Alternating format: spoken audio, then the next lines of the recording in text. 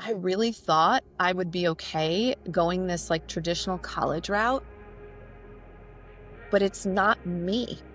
It's what my mom wanted. It's what my dad, it's what the world wanted me to do, but it's not me. And I need to take one small step in the direction that feels truest to me. On today's episode of The Hero's Blueprint, we're diving deep with someone who knows what it means to rise from the ashes. Someone who's turned her own pain into a platform, her healing into a calling, and her story into a roadmap for others. She's not just helping people recover, she's helping them reclaim their power. From addiction to motherhood, from trauma to transformation, today's guest has walked through the fire and now lights the path for others to follow. She's a best-selling author, speaker, doctor, performing artist, podcast host, and a voice for those in the dark. Please welcome the inspiring, authentic, and kind, the beautiful and transformative Dr. Samantha Harte. How you doing, Dr. Harte? Hi, goodness, that was an amazing intro. Thank you so much. Can you just say that every morning when I get out of bed? Hey, Because I feel I'll like clip it and I'll send it right your way. Don't worry. superhero's cape right there. I need to up level my mantras. My Thank goodness. you. Hey, that's your story right there. I just said it with a little bit of enthusiasm. So I'm just repeating the story that you've already wrote. Thank you. It's great to be here. Yes, thank you so much for joining. I'm excited. So before we actually officially dive in, I want to know, before all of this, before the book, the speaking, the platform, what was life like for you? Take us to that version of Samantha. Hmm. Samantha had a super high emotional IQ. So I saw and felt everything. And when it was great, it was extraordinary. And when it was hard, it was excruciating. And so one of the ways I coped with those big feelings was to control everything I possibly could. And that was, to a large extent, my nature. I was a hardwired perfectionist, but totally exacerbated by my childhood, meaning there was tons of instability. And if we took a snapshot into my house growing up, I had a big sister who very awkwardly was moving through puberty and very angry and got herself into some precarious situations with men and with drugs.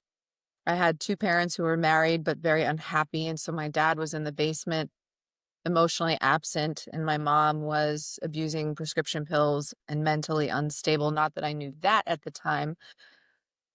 Had a very strange relationship with food and was cheating on my dad and telling us about it. So there were no boundaries and there were no rules. It was like, oh, if somebody crosses you, you can just write them off into perpetuity. Not only do you have a right to be angry indefinitely, but you can use that anger to justify all kinds of bad behavior. And using drugs on a good day or a bad day wasn't weird to me. And acting out sexually wasn't weird to me. And so I doubled down on controlling the external environment, especially because the home environment was so unstable. That's kind of a small little window into who I used to be and how I used to operate. Yeah. So was there a specific moment when you realized that something had to change, that like life, the way that you were living life just maybe wasn't the way that you wanted to be living? Oh boy, that would take so much longer. I will say there was a very extreme time when my perfectionism got me into big trouble, and I'll explain that, but that was not a moment where I was so surrendered that I thought, I can't keep living this way. I had made some decisions as a result of what happened, but not in the direction of healing. I still didn't really understand that it was causing me harm rather than helping me.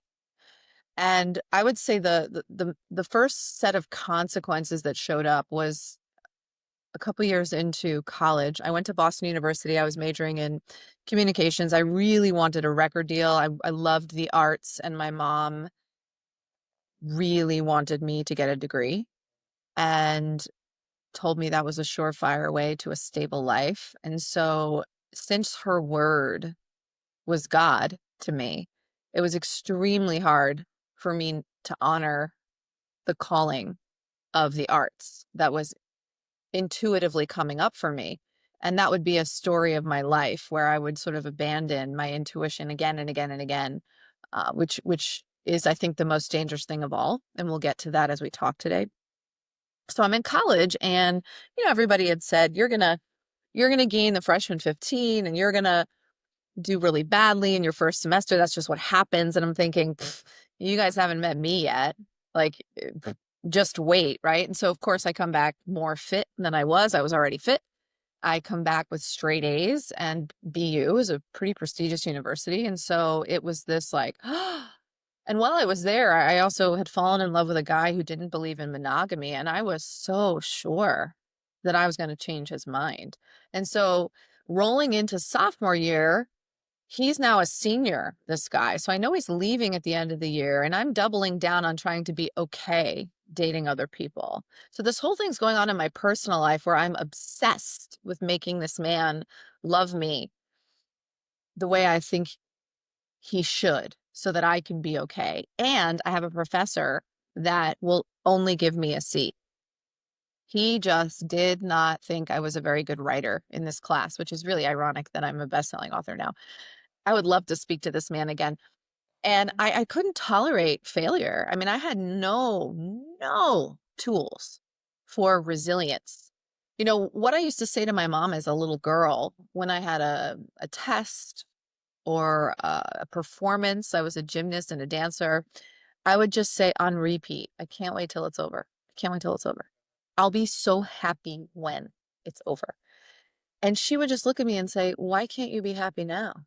She totally didn't understand that I was so anxious about what might happen or what might not go well, and that I didn't have any tools to tolerate the anxiety and tolerate the potential of failure, that the only time I could imagine being okay was when it was over. And so here I am getting C's, and I'm like, I'm just going to do some internet research on how to write a great movie review. Find this amazing article, borrow some of the language from the article. That's called plagiarism. I did not cite my sources. I had never plagiarized in my life before or since.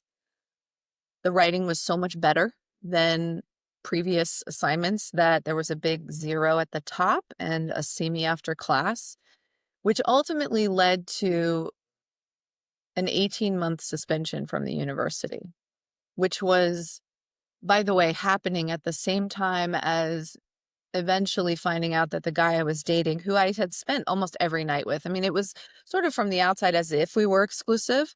And there were some loose rules around now that we were spending so much time together. We're not going to be recklessly sleeping with other people. Like, if we're going to go that far with someone else, we need to be really transparent, or this will never work and it will never be safe. And I, sure enough, found out that he was, in fact, still sleeping with someone that he had had a prior relationship with before I ever came to that school, who he really loved. And he was sleeping with her unprotected while sleeping with me. And so by the end of my sophomore year, I got luckily a relatively harmless uh, STD, HPV, and an 18-month suspension. And so this sort of world that I was trying to curate seemingly blew up. It just exploded. And the shame that I felt is, now I understand in hindsight, directly correlated to the level of my using really ramping up. Because prior to that, I had dabbled in things. I mean, I absolutely, when I was in high school, which is crazy to think about now because, I have kids, right? And we're so young still in high school, but I would go into New York City with a fake ID. I mean, I couldn't have been more than 15 years old. I'm going into Sound Factory and Limelight. And if you know, if you're listening, these clubs that at the time were like drug haven meccas where you had these amazing DJs and you would just drop ecstasy and dance until the sun came up. And so I was dabbling, but everything was sort of take it or leave it. It was such a thing on the side that I was sure I had control over. And even in college, I would only do, I would drink and I would smoke a little weed with the circle of friends I was in. I didn't really do anything hard in college. Only after I studied and got prepared for my exams, and there was a little window of time where I could come up for air. But after that experience at BU, my mother was devastated. I was devastated. Now I'm moving back in with her in Long Island because my parents sold the house in Brooklyn. And I'm also pretty fucking angry at her because once I went away to college, I was like, what the hell just happened in my house? Why did mom think it's okay to tell my sister and I the things that she told us? Why did she pop prescription pills in front of us like they were candy and then justify them because she needed them to sleep? Why was she talking shit about my dad? Why did my dad never speak up and defend himself? Like, what? And now I'm living with her with all this anger and all this shame. And we're fighting all the time. And I was like, you know what, mom? Guess who's going to move to Manhattan and become a star? Like I always wanted. This girl. Peace. And I moved to Manhattan and became a bartender, of course, because that's how you pay your rent in Manhattan when you're 21 and you want to be famous. And so that was when things were like off to the races. So what I did was not learn that perfectionism was crippling me. I just rearranged the story because I had no real healthy counsel in my life to go, maybe this happened so I can just finally pursue what it is that's most valuable to me. And watch out, world, here I come. Right. So it was a moment in time that was very profound in my story, but holy cow, it would be several more years before I got to the place where I was like, this isn't working. Wow. I I think a lot of people can relate to what you just said, and especially a lot of the listeners right now, because whether they grow up and they have kind of no, like, for example, for me, I grew up in a, my mom raised me, my dad wasn't in the picture. I grew up an only child, so I was alone a lot of the time. My construct of how family, social life, all that stuff was supposed to be was a little bit, I guess, distorted, or maybe not like how it was supposed to be. So starting, there's a lot of people that are listening that are starting maybe from life without those kind of like guardrails. I don't know if guardrails are the right word, but just kind of like stability. Those Mm, like there's something that can root them to the ground, that can root them in times of trouble. And especially when people get to college, I know a lot of people, they start to struggle, whether it be they go to college because, mm, their families are pushing them, or maybe they get to college and they realize what they're going for isn't actually what they want to do in life. That moment itself can be something that can kind of disrupt everything and can get somebody started on the path of addiction, or just get somebody completely depressed, or a rock bottom moment. mm, And it sounds like you didn't get out of it until a couple years later, but I'm curious, for mm, somebody who's been stuck in that moment right now of like, they just feel like they've been in a rock bottom moment, they just don't feel like they're making any progress to get out of it, what would you tell them or recommend them to do? Like, what would be step one? mm. Well, the way I define rock bottom, and this is my personal experience, but I've also seen it again and again in others. Because what I want to say is that, I ended up going back to school as my addiction was ramping up and playing it really safe because the idea of trying to be a star was terrifying to me in terms of all the rejection, right? And once again, I had no skill set to tolerate failure. And school was this very controlled environment that I could thrive in. And I had my mother's voice in the back of my head, telling me to go do that. And this woman I met who was a roommate in one of the many New York City apartments I had was getting her doctorate in physical therapy. And I remember thinking, oof, if this all blows up in smoke, this entertainment thing, that sounds really sexy. Like that sounds like something I could like and be really good at. And then I'll have doctor in front of my name. And sure enough, after several years, I sort of go through hell and high water because I took a year off. I went back to school at Fordham University, got my undergrad degree. When I realized what was required to be a PT, it was so much more school, meaning I needed basically pre-med courses to just to get into grad school, and I had none because I was taking creative writing and just all the artsy fartsy classes in college. And so I take this 2 years of classes that I'm not naturally good at, that I need tutoring for, because if you don't do well in those classes, you're probably not going to get accepted. So it's not just taking them, it's excelling and getting as many A's as you can in them. And on the night I got accepted into my doctoral program, I overdosed on cocaine. Now, some people would say that's bottom. On a physical level, I was terrified of the fact that I almost died because I didn't want to die, and that I was clearly losing control over drugs and alcohol. But it would take me 5 years in recovery, physically abstinent, before I hit spiritual rock bottom. And that place is a place where you don't want to die, but you can no longer go on living the way that you're living. So, in order to make real change, that is unfortunately and fortunately often a place we need to hit. And it's so unique to the individual.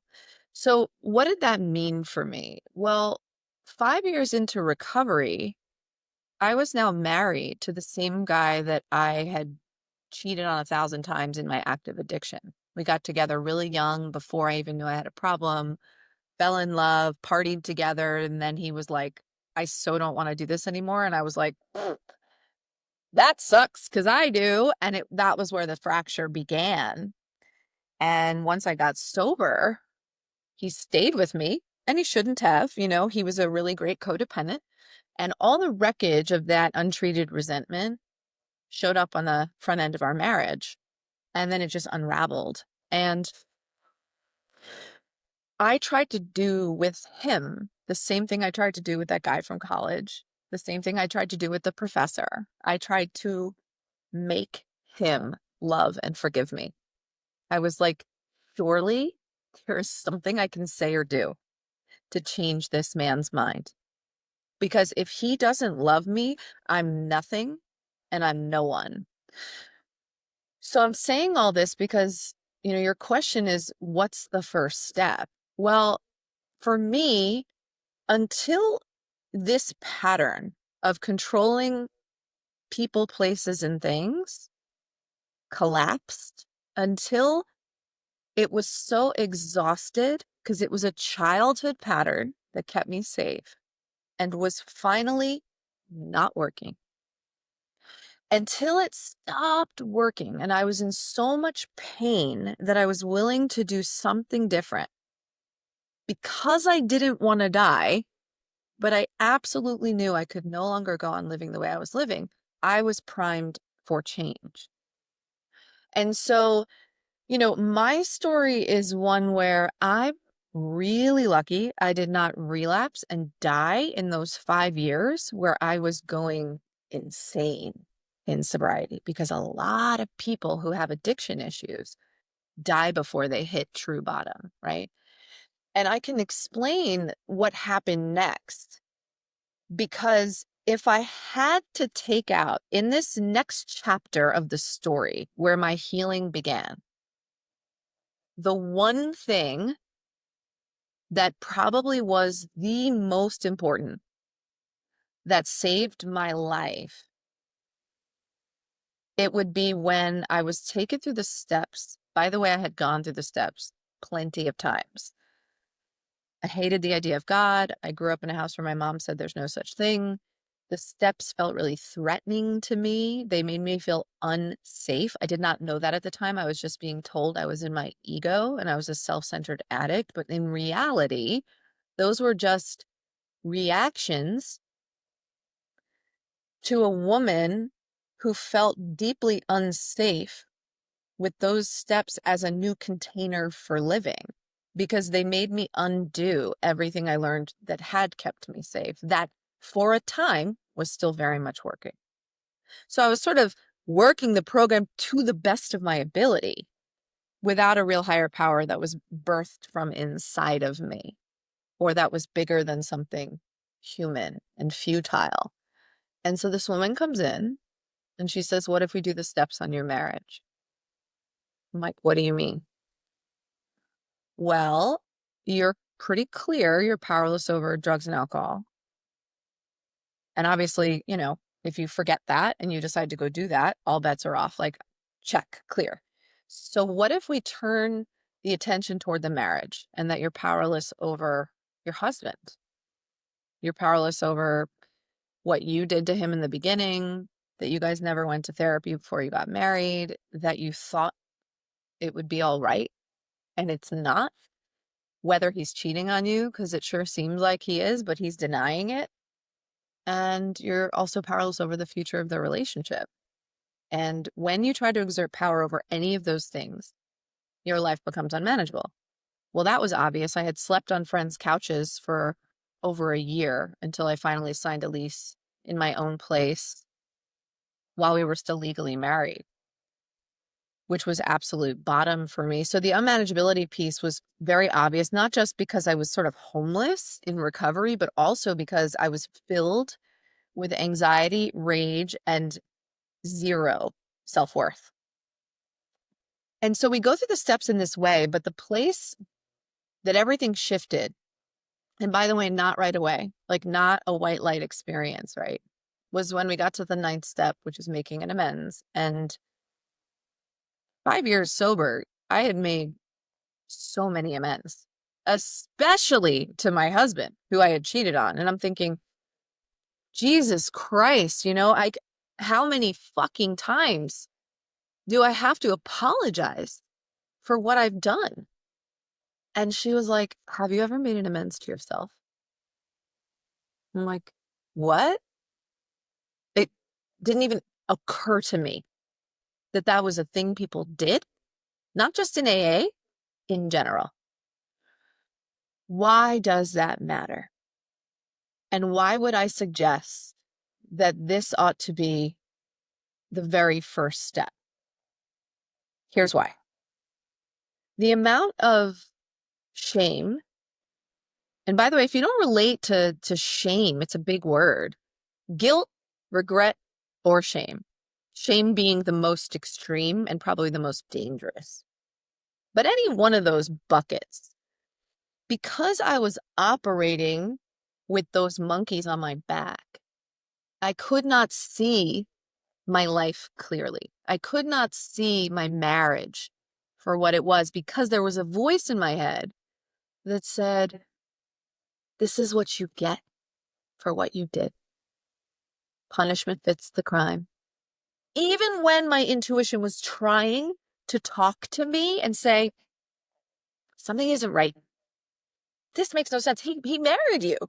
He knew what you did. He married you anyway. This is a gazillion years later. He's not sleeping with you. He's not looking you in the eye. He's going on business trips. He's leaving his ring alone." Hello. She was trying so hard to talk to me, but it was overridden by my critical voice that had been there for my whole life trying to protect me. So when this woman was like, you're allowed to be forgiven for what you've done, I had to then go about my days constantly noticing the critical part and every time she showed up and all the mean things she was saying. And I had to not push her down, not listen to her anymore. I had to connect with her and say, "I know why you're here. You've been working so hard my whole life, but right now, telling me that I deserve what's happening is really, really hurting me because I'm trying to be a person who loves and forgives themselves. And the way you're speaking to me is the way a person who doesn't love and forgive themselves would speak to them. So I need to ask you to stand down, and I need to come up with something I might say instead that a person who loves and forgives themselves would say." And so then I started to practice a compassionate self talk. What happened as a result of this rigorous practice? Well, that little intuitive voice that was trying so hard to communicate with me became louder. And when she showed up, she always sounded different than the critical voice. She sounded, I say it has the 4C qualities: clear, calm, curious, and compassionate. And I started to take action in the direction she was nudging me. And that's when my whole life, by the way, till this day, opened up. So when you ask me what's the most important thing, I'm going to argue that when we feel at odds with the life we're living, at odds is very general. We could feel depressed, anxious, dissatisfied. I mean, any number of things you want to call it. It's because we're not aligned with our intuitive knowing about what we really want for our lives. And if we don't even know what that is, it doesn't matter. It's a signal that we are living somebody else's life that somebody else prescribed for us. And there is a part of us that feels like we have to, or we're supposed to, or we'll be in trouble if we don't, or that there's some sort of guilt or regret or shame about choosing ourselves. So if we have skills and tools to clear that out, to uncover and unpack what's on top of our knowing, that's the very first step, because then our knowing really shows up and it can say things like, you know what? I I really thought I would be okay going this like traditional college route, but it's not me. It's what my mom wanted. It's what my dad, it's what the world wanted me to do, but it's not me. And I need to take one small step in the direction that feels truest to me. And that is my personal experience, that shame is the greatest barrier to our highest self. And so we had better, because guilt, regret, and shame are going to crop up all the time. As a mother, are you kidding me? If I say something in a way to my children that I'm not proud of, how easy is it for me to go, oh, why the fuck did I just do that? Why the fuck? Immediate critical mom guilt. We hear that all the time. So then how do I shift it? I become compassionately curious about what happened. Why did I just do that? Why did I just snap at my kid? Huh. Well, instead of being ashamed of it, and then that's the end of the story. I'm just a shitty mom now. Oh, well. And then I'm going to be defensive with my husband later. And there's no way out of that. There's no freedom in that. If I get curious about it, now there's a world of possibility. Oh, I'm really hungry. I didn't make any time for myself to do something I needed before I picked them up. I haven't stood out in the sun once today. I'm actually still mad at my husband from last night and that thing he said to me, and I'm kind of took it out on my kid. Fuck. Okay, so now that I understand and I got curious about it, I'm going to take radical responsibility. What am I going to do about it? Okay, well, I'm going to apologize to my children, and that way they can see a mother who's absolutely able to own her mistakes without beating herself up. And then I'm going to really consciously think about the factors that led up to that moment and what I can do going forward to amend that behavior. And there's no guilt and there's no shame and there's no regret. I keep the channel between my intuition and my intellect clear and open to receive whatever I'm supposed to receive. Yeah. Really long answer to your question, but it's what it took for me to get there, to explain to people. How many times in the world of self-help do we hear, like, you have to forgive yourself. You have to forgive yourself. Like, what the fuck does that mean? What does it mean? What does it look like? It is a practice. Why does it really matter? How does shame show up? How does criticism show up in your body, not just your mind? And how do you get back to that place? Because ultimately, everything I've learned in recovery that has helped me have a big, beautiful life is, how do I get back home to myself? How do I get back to a place where I can trust myself? Because everyone is always going to have an idea for what I should be doing with my life. Yeah. But if I can trust myself, my highest self, my capital S self, and check in with her, then I will always be guided by the truest thing to me and for me. Yeah.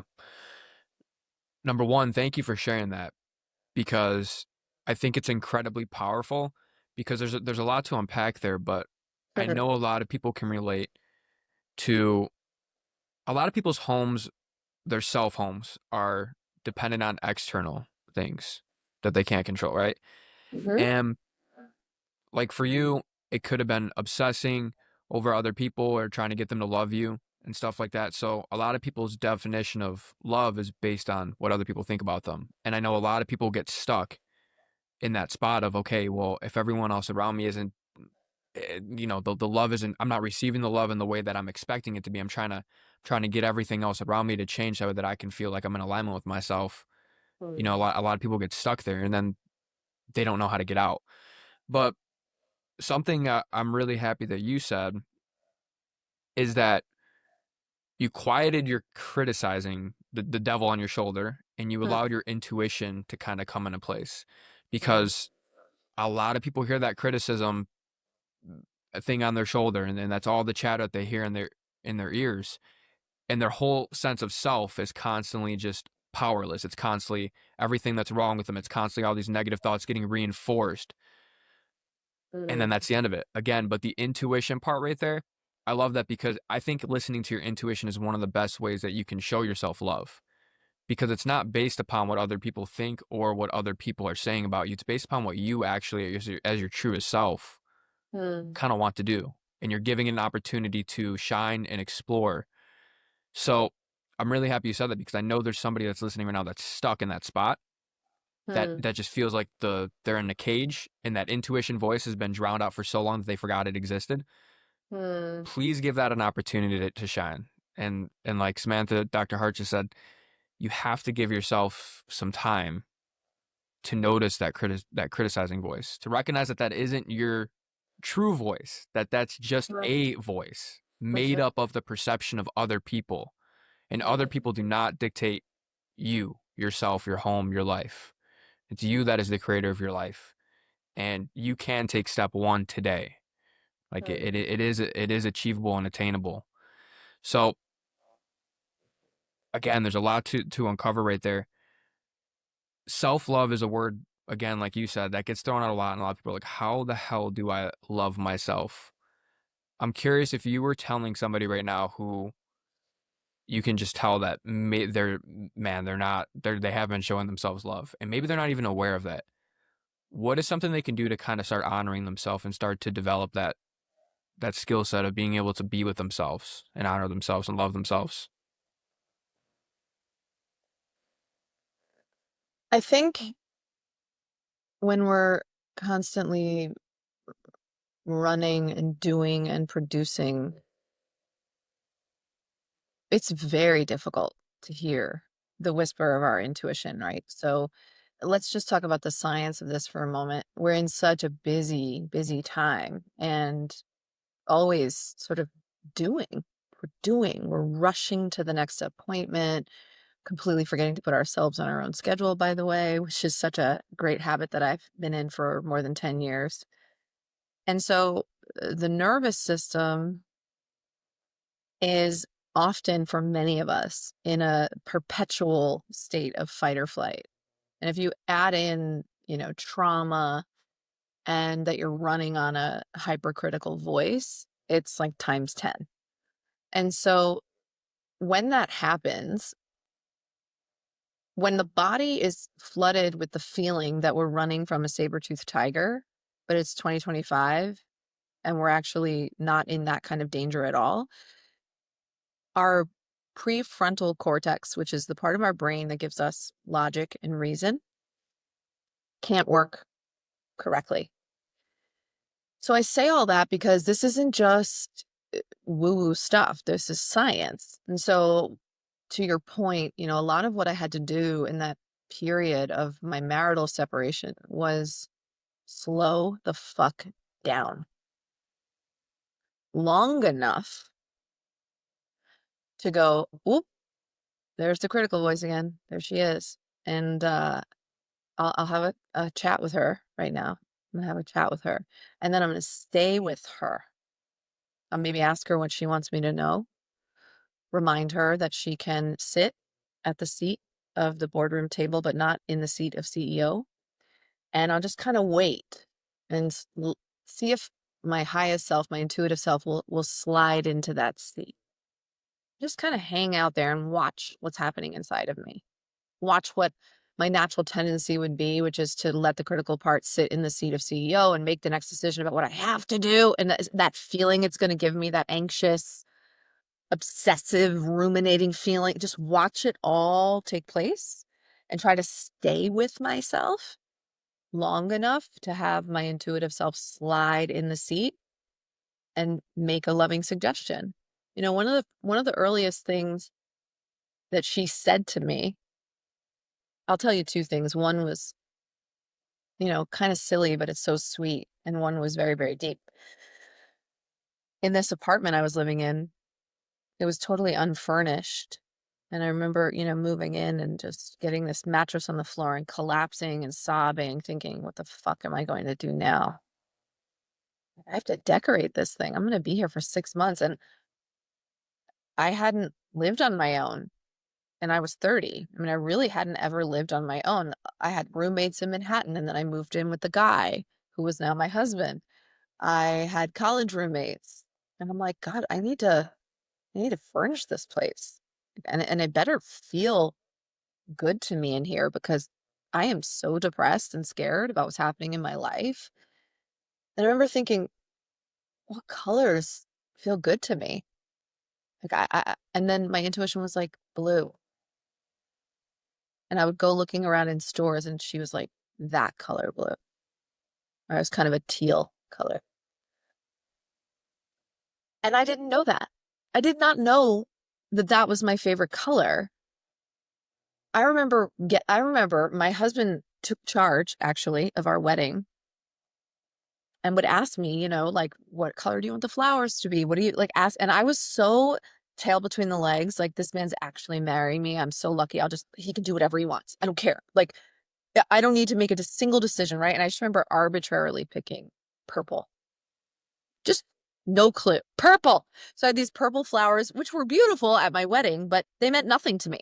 And here I am for the first time in my life, discovering that this color made me feel a certain way. It made me feel both soothed and energized.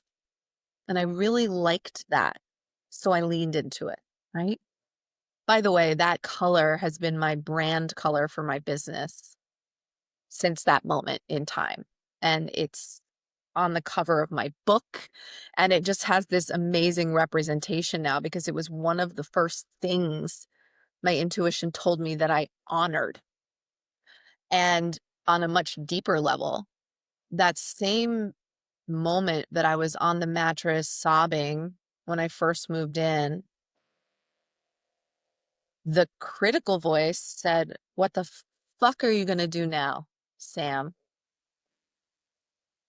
You lost everything. It's over. Everything you thought you knew is gone. And also, how are you going to go to sleep? Because since you were little, your mom rubbed your head, you popped prescription pills, or your husband scratched your head till you fell asleep, and nobody's here. So what are you going to do?"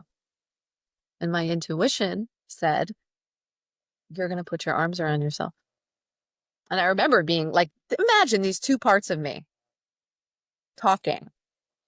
And the critical part was like, what? Like judgmental. I was sort of hostile about it. It was so bizarre to me, but I was shit out of luck and shit out of choices. And so I did it. I awkwardly turned onto my side and literally hugged myself, hysterically crying until I fell asleep. So what did I really just tell you guys right now? Meditate?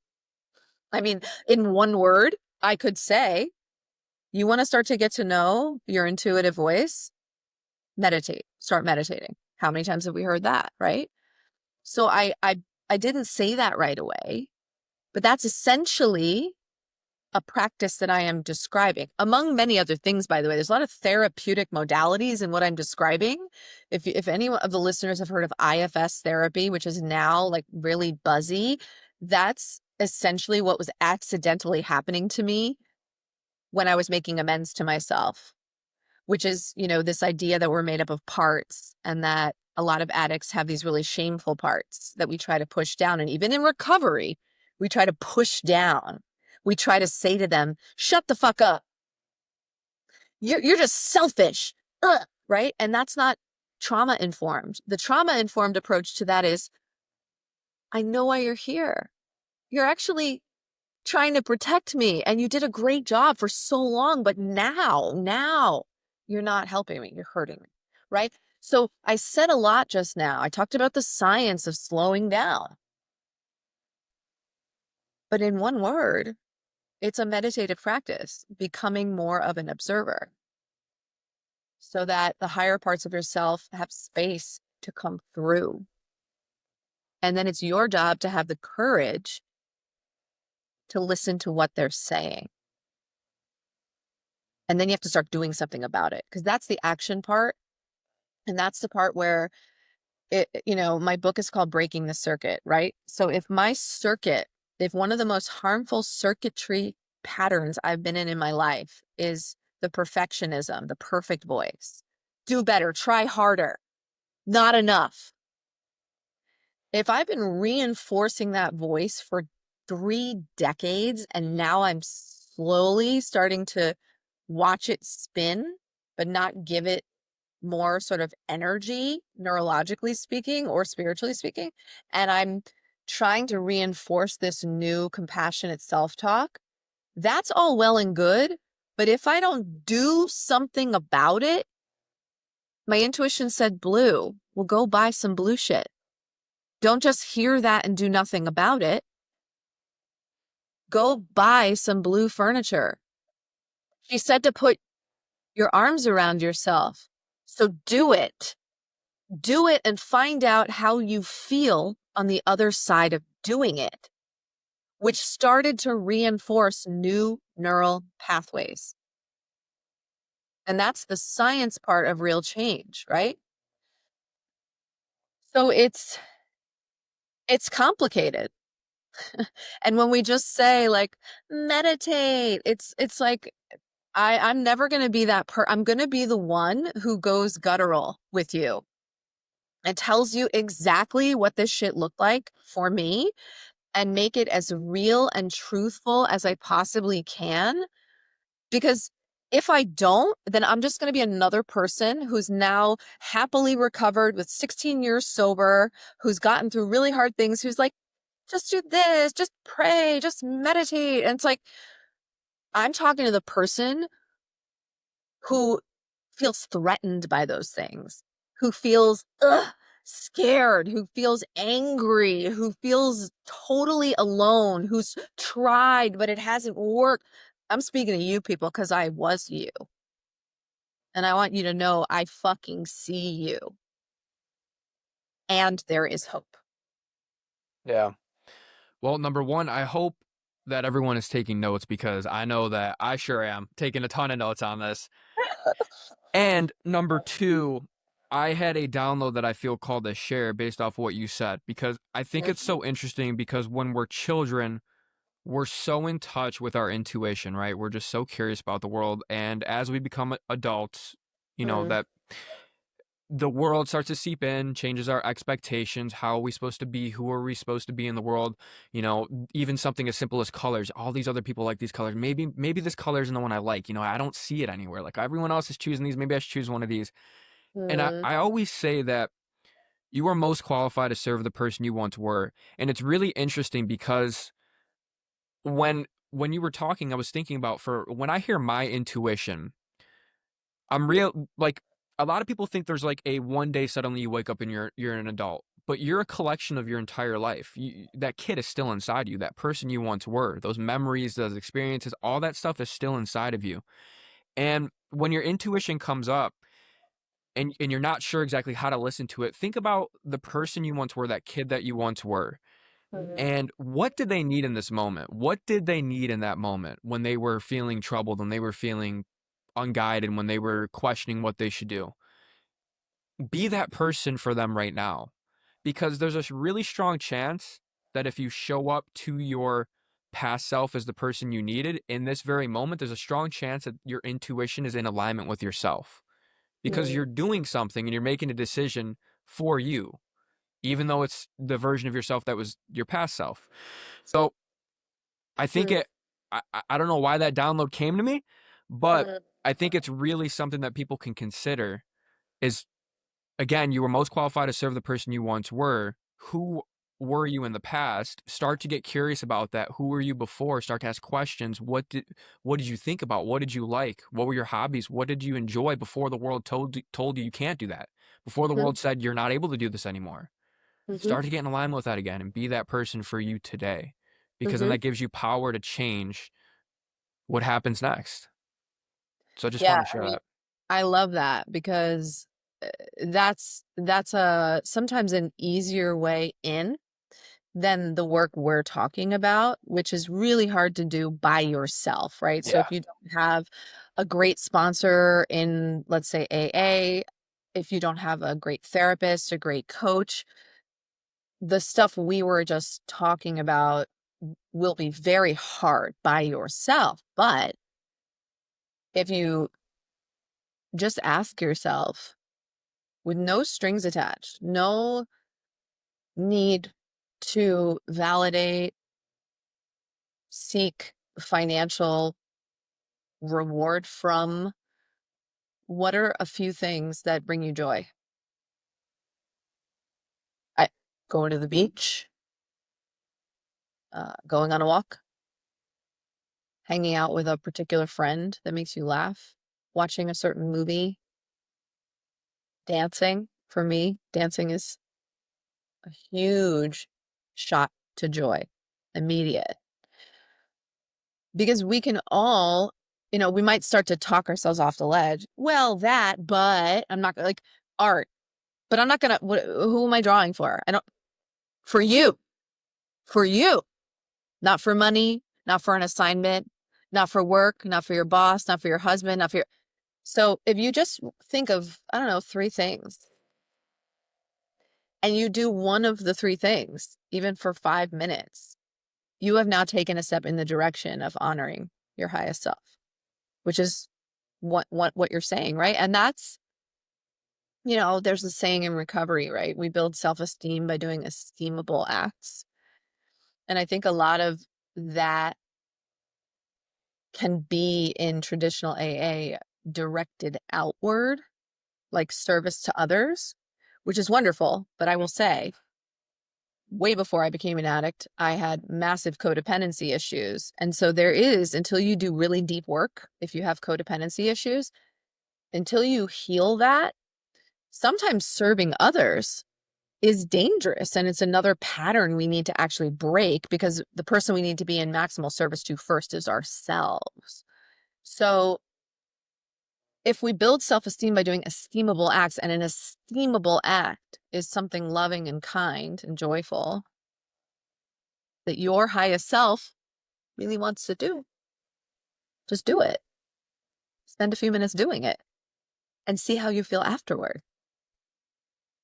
And then you start to gain some evidence that honoring your intuition is actually pretty fucking cool. Yeah. Yeah. So I think the download was amazing. I think it's super important to talk about that. Yeah. No, so many people will just completely forget about or cut those things off that you mentioned, like even like something like art, whatever it is for them, dance. What are some things that you like to do when you were younger? And then as we get older, a lot of times we literally just cut those as options out, and then we think about what is available now. And a lot of people are on go mode all the time, like you were saying. A lot of people just are constantly on go, trying to live up to the expectations of the world, always in work mode. But there's a part of you that when you were younger, maybe when you were anxious, you did enjoy going to the beach. Maybe now you haven't been to the beach in 10 years. And what has been the habit or the pattern that when you get anxious, you do now? Because there's a strong chance that it's something that could be the reason why you're stuck in the cycle. But if you go back, look back to when you were a kid, what did you do in those moments? What are the little tiny things, whether it be drawing, poetry, writing? What are those little tiny things that you haven't done in so long that you could do right now today to reestablish that link with yourself? Mhm. And I think that's so important for people because I can't tell you how many people forget that.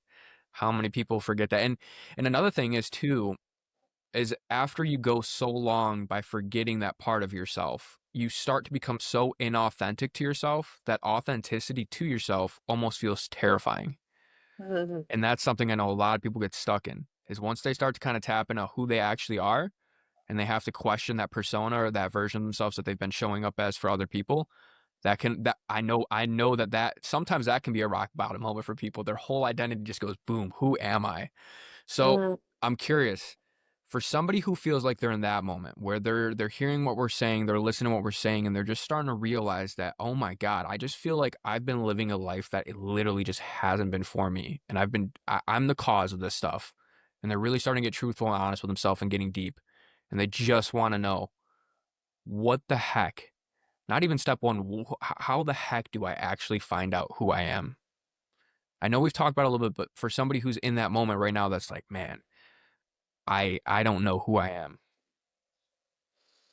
I think when you get to that place, you're admitting that whoever you've become is not the truest version of yourself. And so if you can just stay in that place of rigorous honesty, you could even literally take out a piece of paper and just write down all the ways you've been living that aren't true to you. I have a job that my mom thought was really good for me, and so I took it, but, most days I come home and I don't really feel fulfilled and da da da da, and, like, get it all out, all the things, the landscape of your life, the way it looks, and on all the parts that don't resonate with you, and then on another piece of paper, as if your young self were writing to you. Let it write all the things that do feel like you. Just let it show up and see what comes out. We used to love to do this. We used to skate. We used to hang out with our friends. We used to sit by the ocean and sit on the rocks and watch the waves and talk about life. We used to listen to Nirvana and whatever. Let your young self just talk to you and see what he or she has to say and be inspired by that. Because getting honest about, you have to stay in that place. And that's, like you said, it's scary. But the question is, if you have we have a scale, an invisible scale on our backs at any given time. And if the scale is such that the way you're living, if the way you're living is not true to you, but it's working for you, and it makes you a little uncomfortable because it's not really you, but it's still working for you. And on the other side is the life you'd really like to have, but you have no idea how to get there. If the fear of changing and taking the leap into the life that would be more true to you, if the fear of going there is so great compared to the discomfort of your current life, you're not going to do anything yet. So that journal writing thing is a practice. But you really do have to be so afraid to go on living in that mediocre version of your life that you will take any risk necessary to get back to the truer version of who you really are. So, I don't know if this is gonna matter, but it's been really sitting heavy on me lately because one of my sort of character traits that I have had to work through in recovery is taking things personally that aren't about me. And I heard somebody recently say, "You only take things personally when you're trying to take." And I'm like, "Oh my God." So what does that mean and why does that matter to what we're talking about? Well, when we're in a life we don't really love, but we're not really ready to change yet, it's because we're still taking things from that version of our life. It's satisfying something, some of the parts of us enough that we're not like, okay, I'm totally dissatisfied now. So I'm going to take the leap. So if we don't have to wait until we're so terrified of the way we're living, could we honestly assess what we're getting out of these dysfunctional decisions? What am I getting out of staying at a job I really don't like? I'm getting my parents' approval. And the idea of losing that scares me so much. Can I can I nurture that place where I feel afraid instead of shut it down and run from it? Like, is there more I can do when I get really honest about what I'm getting still from the current situation? Because there is a part of me that knows there's more and I don't want to keep ignoring it. And I don't want to wait till I'm at total rock bottom to do something about it.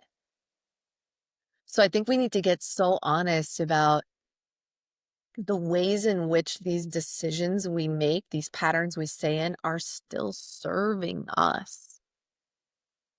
And if we're not ready to do something about it, that's okay. But at least we pulled back the curtain and we got really honest about, oh, this is why I don't want to leave. Because then I'd have to confront this thing that I don't feel ready to confront. Okay, well, I'm going to check back in with myself next week. Maybe I'll be ready next week. Right.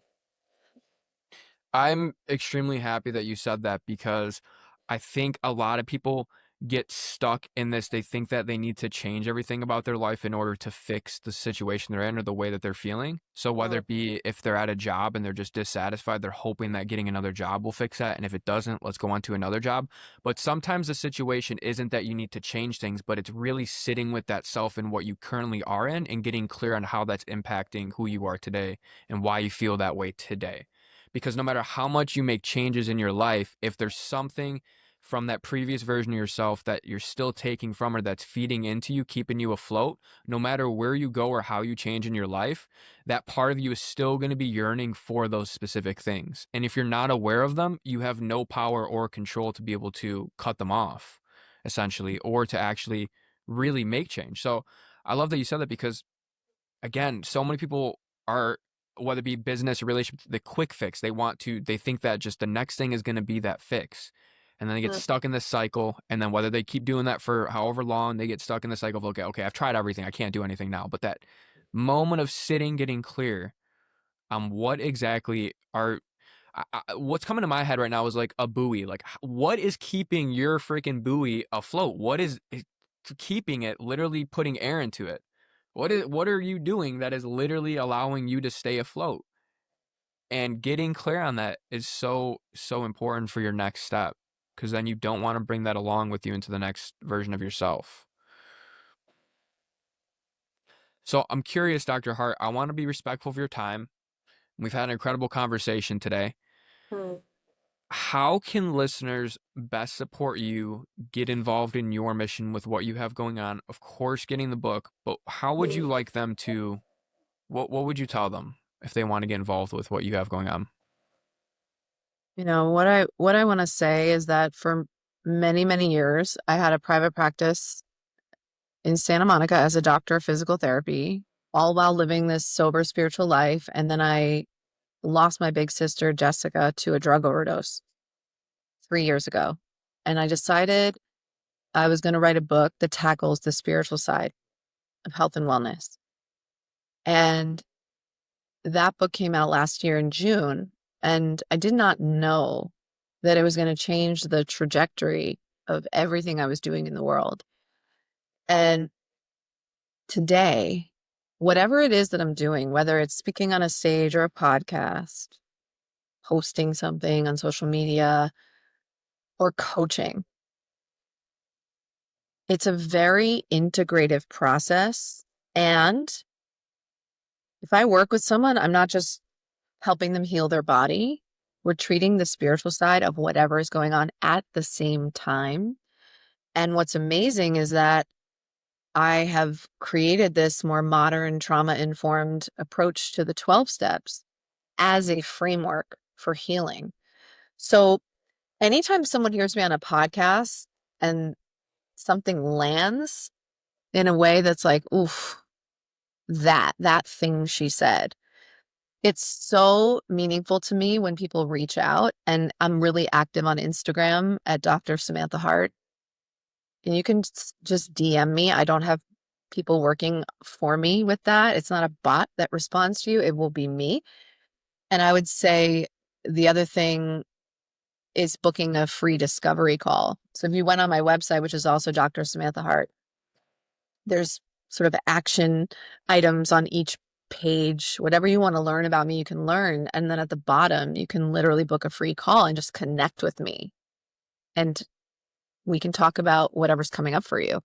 And it could be physical or spiritual or both. And it's a really cool place to be right now because people want healing that is integrative and comprehensive. People want holistic practitioners who are merging science and soulfulness. Mm. And there was a real collapse of identity coming out with my book, having had this thriving private practice and really just being able to stand under the weight of my fancy degree and then being like, okay, so now what? Am I an author? Am I a life coach? Which, by the way, I do have my life coaching certification, but like, what am I now?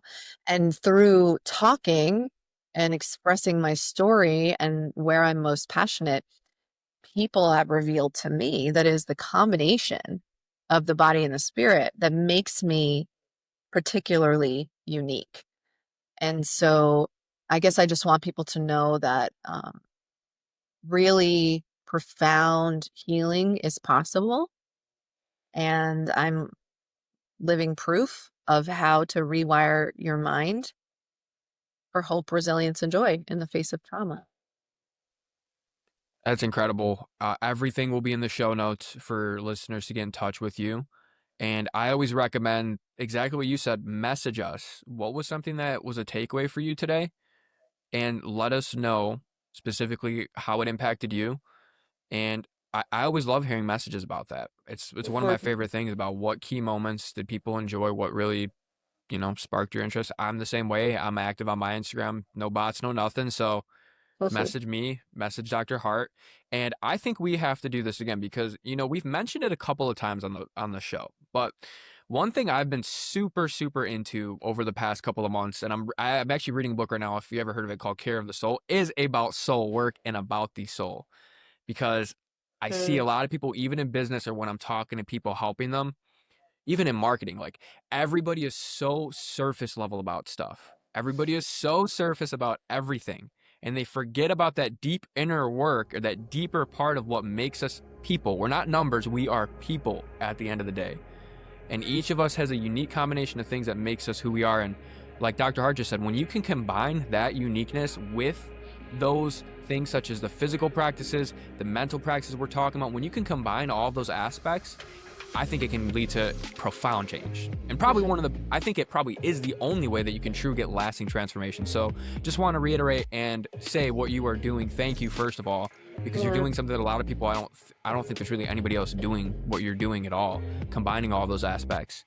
And I just want to acknowledge you for that and say thank you for your time today as well.